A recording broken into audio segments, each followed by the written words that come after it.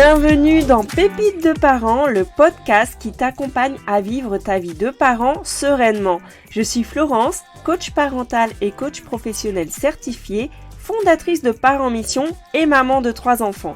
Je te partage chaque semaine des pépites issues de mes expériences ou de celles de mes invités pour t'inspirer, t'encourager et te booster dans ta mission de parent. Bonne écoute!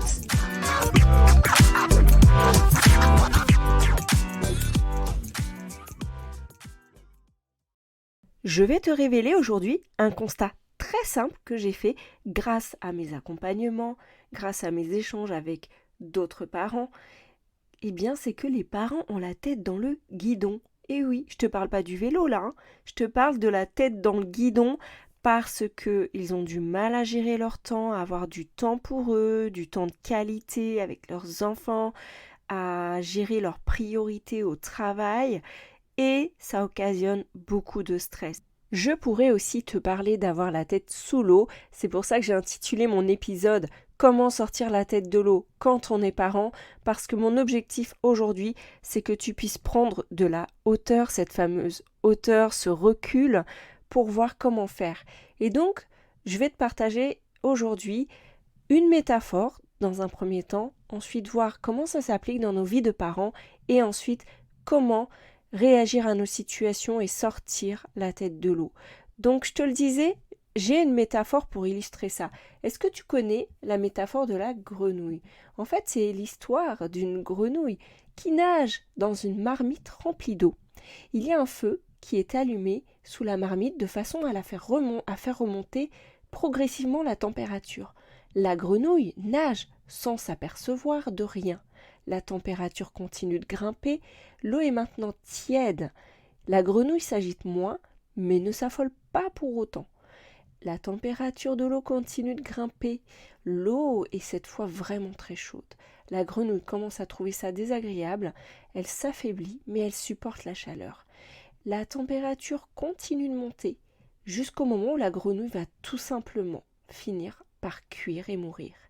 Et si la même grenouille avait été plongée directement dans l'eau à 50 degrés, elle aurait immédiatement donné le coup de patte qui l'aurait éjectée aussitôt de la marmite. C'est d'ailleurs, on dit dans cette expérience que si tu mets une grenouille au-dessus de cette fameuse marmite pleine d'eau chaude, elle aurait tout de suite réagi, elle se serait échappée.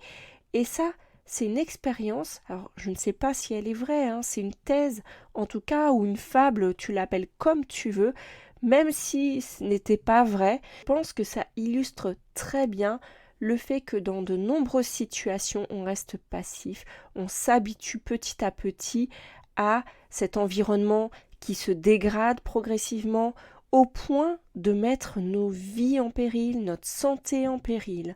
Et tu vois, cette grenouille, elle s'habitue, en fait, elle ne voit pas le problème arriver. Et là, sans s'en rendre compte, en fait, dans ton quotidien, c'est la même chose. Comment ça s'applique dans ta vie de parent ? Eh bien, peut-être que tu ne te rends même plus compte de comment vous vous parlez dans ta famille. Peut-être que le quotidien, c'est les cris, les disputes, les reproches, la critique, que ce soit avec tes enfants ou avec ton conjoint, tu remarques tout ce qui ne va pas. Alors là où je fais le parallèle avec la grenouille, c'est que cet environnement-là ne te fait pas du bien, mais tu restes dedans. Peut-être que tu cherches des solutions à droite à gauche, tu lis des livres, tu écoutes des vidéos ou des podcasts, tu vois, comme celui-ci, mais qu'au fond, tes actions ne te permettent pas de changer la situation. Là, il ne s'agit pas de s'échapper, tu vois, de fuir le problème. Là, il s'agit en fait de s'en occuper.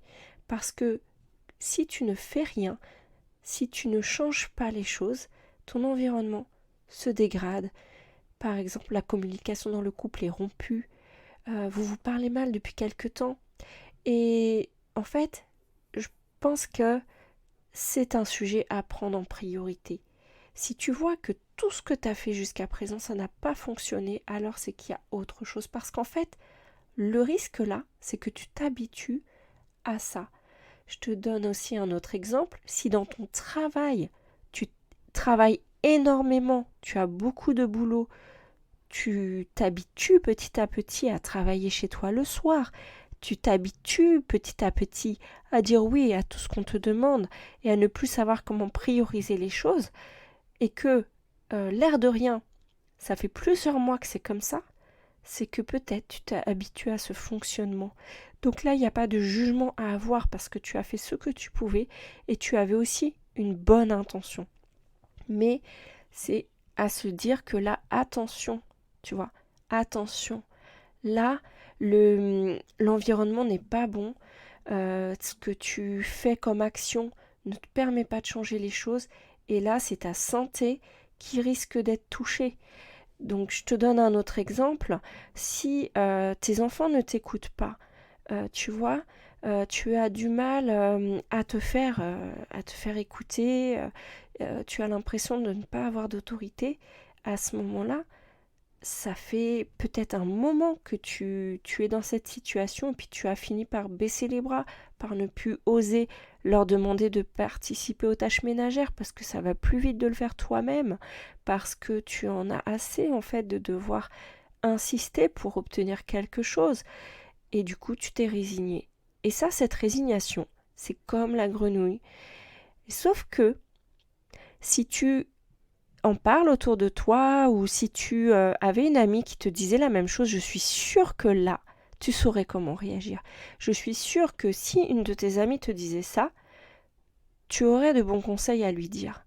Je suis sûre que si tu arrivais dans une famille où tu vois que les enfants n'écoutent pas, tu te dirais tout de suite qu'il y a un problème. Mais toi, tu t'es habitué à cette situation. C'est pareil. Tu vois, ton enfant, il est stressé par rapport à ses devoirs. Ça fait, là, on est en novembre. La rentrée, elle a commencé depuis le début de l'année, depuis septembre. Tu vois que ça fait déjà depuis le début de l'année qu'elle a ce problème. Et que ton enfant, c'est de la douleur, en fait, les devoirs. Et puis, tu t'es habitué à ce que ce soit comme ça. Tu as peut-être même la boule au ventre avant de démarrer ce temps des devoirs. Et ton enfant, en fait, il rechigne à venir les faire. Donc du coup, vous avez des tensions. Tu vois que ça s'est installé. Septembre, octobre, novembre. À quel moment tu réagis? Alors, je sais que tu réagis chaque jour, tu ne laisses pas la situation s'empirer. Peut-être même que tu as déjà mis en place des solutions. Mais si ça se trouve, tu t'es un peu découragé et que tu ne sais plus quoi faire. Et là, ce que tu peux faire, c'est de chercher une aide pour lui, une aide pour toi, en fait, de chercher des solutions. Et là, je te dis ça, je sais bien que c'est facile à dire, mais que ce n'est pas facile à faire. Et là, tu aimerais que je te donne mes astuces pour sortir la tête de l'eau. Eh bien, moi, ce que je t'invite à faire, c'est déjà te rendre compte que là, ta situation, elle est problématique. C'est de reconnaître qu'il y a un problème. La première chose pour sortir la tête de l'eau, c'est de se dire « Ok, cette situation-là, je ne veux pas m'y habituer. Je ne voudrais jamais m'y habituer. » Ça demande un effort, hein. Mais un jour, si tu veux vraiment sortir, c'est de te dire « Ok, ça, je ne veux plus vivre ça dans ma vie. » C'est la première chose à faire pour réagir à cette situation. Et si ce que tu as fait jusqu'à présent n'a pas fonctionné, alors cherche quelque chose de différent. Ça peut être de demander une aide pour ton enfant, pour toi, dans ton couple, quelqu'un d'extérieur. Ça peut être d'avoir de l'entraide avec d'autres parents. Mais en fait, simplement, cherche une solution différente. Si tu es tout le temps débordé, et ça je peux te dire que tous les parents que j'ai eus en accompagnement ou lors des ateliers, en fait, il n'y a pas de parent qui n'est pas débordé, hein. Mais il y a beaucoup de parents qui sont habitués à être débordés. Et là, prends le temps de traiter ce sujet. Alors oui, tu vas me dire, mais je n'ai pas le temps. Mais ça, c'est une excuse. Pardonne-moi d'être aussi franche. Mais ça, c'est une excuse parce que le temps que tu vas accorder à ça, c'est du temps où tu vas prendre du recul. C'est du temps où tu vas voir quelles sont tes priorités. Tant que tu gardes la tête sous l'eau, tu t'habitues petit à petit à t'affaiblir, à bouillir comme cette grenouille. Il faut que tu sortes la tête de l'eau pour ça. Donc prends ce temps. Fais-le. Bien sûr, moi je suis coach, donc je prêche pour ma paroisse. J'ai envie de te dire, va voir un coach. Prends ce temps pour toi pour avancer vite et rapidement. Prends ce sujet en priorité pour te poser, d'avoir cet espace où tu te sens en confiance pour pouvoir partager tes difficultés, pour souffler. Et puis, si tu veux t'adresser à quelqu'un que tu connais déjà, ça peut être déjà ton médecin traitant. Si tu vois que tu as vraiment besoin de souffler, ton médecin traitant, là, il peut être un super soutien pour toi, pour t'arrêter, le temps de respirer, le temps de reprendre un petit peu d'air, un petit peu de souffle. La thérapie aussi. Et voilà, vraiment, demande-toi qu'est-ce que tu ne veux plus et qu'est-ce que tu veux. Et mets ton focus là-dessus. Donc maintenant, pour conclure cet épisode, je vais te faire une proposition. C'est, tu vois, j'ai créé un formulaire d'enquête pour le podcast. Tu as pu peut-être remarquer que j'avais fait une pause pendant quelques semaines. Pendant 3-4 semaines, je crois, je n'ai pas publié d'épisode alors que j'en publiais tous les lundis. C'est parce que moi aussi, j'ai eu un moment besoin de faire une pause pour me recentrer sur ok, qu'est-ce que je veux communiquer dans ce podcast, parce que j'ai envie d'apporter des choses qui sont directement pour toi, qui sont vraiment ce que tu attends, ce que tu recherches. Maintenant, j'ai pas pour je sais que je ne veux pas transformer ta vie en 10 minutes par semaine. Ça, ce n'est pas possible. Mais si tu remplis ce formulaire d'enquête, tu vas pouvoir déjà partager quels sont tes points de difficulté, ensuite voir qu'est-ce que tu as aussi déjà réussi à faire, ensuite me dire quelles sont tes attentes, parce que moi je communique sur les réseaux, je communique sur ma newsletter, dans le podcast.